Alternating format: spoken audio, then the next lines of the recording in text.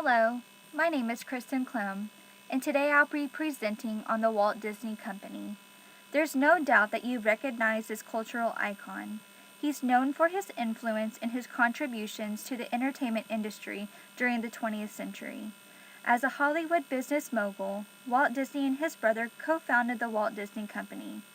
One of the things Disney was so great at was the art of marketing and what makes customers want to come back after they've already experienced a theme park like Disneyland.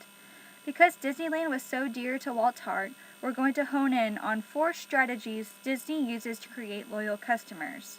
And with aid from an article written by a gentleman named Tennant, how you can use these same strategies in your own business.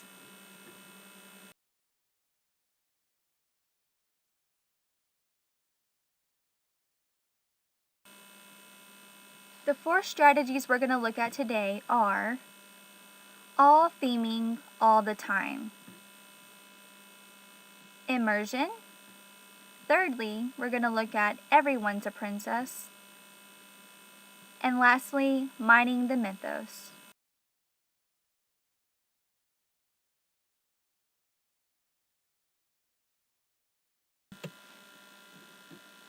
All theming all the time.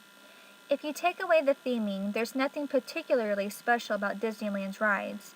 Tame roller coasters, generic log rides, perfectly ordinary carousels, off-the-shelf, mid-range rides you could go on at any theme park. In fact, several nearby parks have far more extreme and exciting rides. The thing is, Disney's theming just isn't slap a few cartoon animals on the sides of rides. It's immersive, complete, and in its own way, kind of classy. It makes sure its Fantasyland cast members don't wander through the Frontierland dressed in costumes with the wrong theming. It pumps out scents for each ride, brine for Pirates of the Caribbean, honey for Winnie the Pooh, and a cold musty smell for the Haunted Mansion. The car parks aren't called A, B, and C. Instead, there's Puma parking, and Mickey and Friends parking structure, and Toy Story parking. Similarly, the business areas of Disneyland, like loading zones or cleaning cupboards, are cleverly hidden in offstage areas. Cast members are strictly forbidden to remove their heads in view of any guest, children or adults. And of course, 2 Mickeys are never allowed to be in view at once because, in retrospect, there's only one Mickey Mouse. Even tiny details like autographs that characters give out are exactly themed. Actors must learn to replicate the signature of their character. A bell signature in Disneyland should look identical to a bell signature in Tokyo, even 6 years later. How do you apply this to your own business?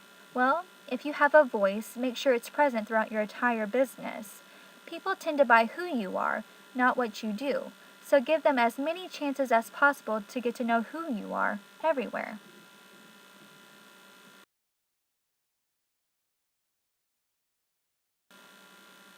The second strategy we're going to look at is immersion. In a similar vein, a lot of Disney's most loyal customers don't show up for the rides themselves. Well, not for the mechanics anyway. Increased G-forces and mild nausea don't inspire that kind of fanaticism. And as I said before, there are far more extreme places to visit just around the corner. Rather, fans keep coming back because there's always more to see. Disney's motto isn't lots of rides, it's the happiest place on earth. And Disney maintains constant interest by making sure there's always something else to notice.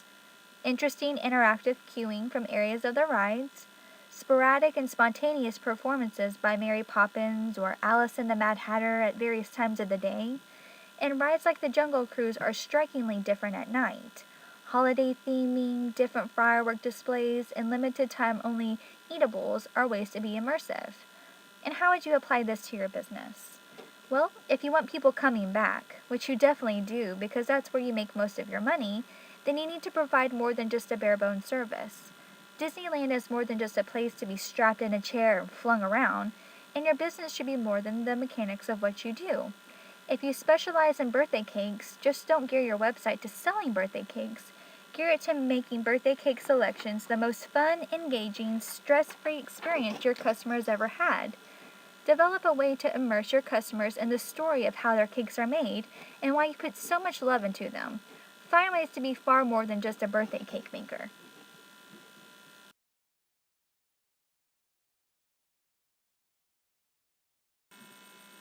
Now we're going to take a look at the third strategy, that everyone's a princess. A number of Disney films are about being as special and unique like a snowflake. And astonishingly, despite the positively enormous numbers of people turning through the gates each day at Disneyland, Disney staff actually do treat their guests like snowflakes. Cast members give out badges and balloons at random, and princesses stop to greet little girls dressed in princess gear, and guests are allowed to captain the Jungle Cruise or Mark Twain riverboat. Disney is famous for being especially considerate to guests with disabilities. Now, how can we use the idea that everyone's a princess in our own business? Well, customer service of any kind is a surprisingly rare phenomenon in today's world. Just try ringing your internet service provider or getting someone on the phone to fix your printer if you don't believe me. But as pleasing and unexpected as good customer service is, great customer service will truly cement customer loyalty.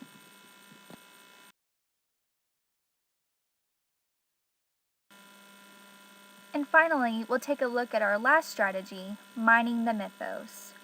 In general, Disneyland hides its seams. Trees that need cutting down are switched during the night with fully grown replacements from Disney's nursery. Cleaners are inconspicuous. Staff areas are hidden underground or painted no-see-um green and shrouded in foliage. But Disneyland is also very blatant about acknowledging itself and its creator. In a sense, Disneyland's greatest product is its own mythology.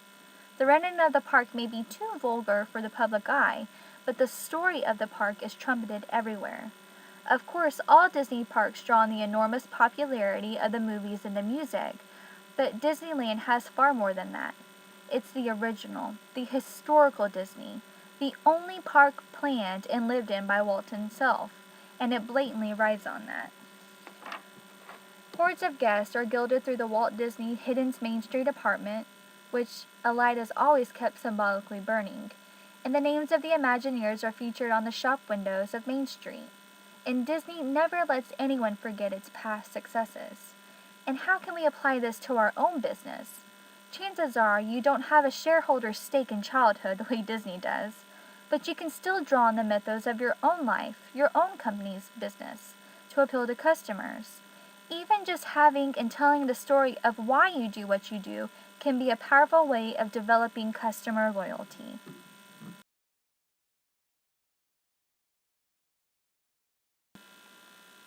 So just a little fun fact about Disneyland. How appealing would Disneyland be if you were standing in a line to ride a ride and a cockroach or a mouse scurried past your foot? Not only would this totally gross out parkgoers, but it could cause a panic and a potentially dangerous situation that would not be so good for the company's reputation. And on the flip side, spraying down the park with heavy-duty pesticides doesn't really seem like an appealing option either. Well, Disney understood this conundrum and outsourced 200 local felines to roam the park at night and take care of the mice and bug problem. That tradition continues today along with other creative pest control ideas like releasing ladybugs at night.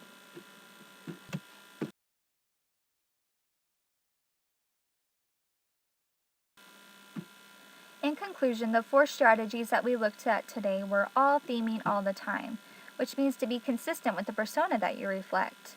The second strategy was immersion, which provides more than just the bare minimum. The third strategy was everyone is a princess. That means just don't settle with good customer service, strive for great.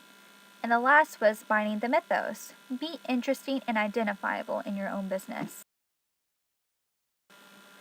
Even though today we focused on Disneyland in this presentation, it's evident that when these 4 solid marketing strategies are applied and the customer is fully focused on, they will continue to be loyal to your company. It's no wonder that the Disney company had profits of $45 billion in 2013. There's absolutely no price for feeling like a valued customer. I hope you enjoyed this presentation as much as I've enjoyed making it. I appreciate your time, and if you have any comments that you'd like to add, feel free to add them in the comment space below the video. Thank you very much.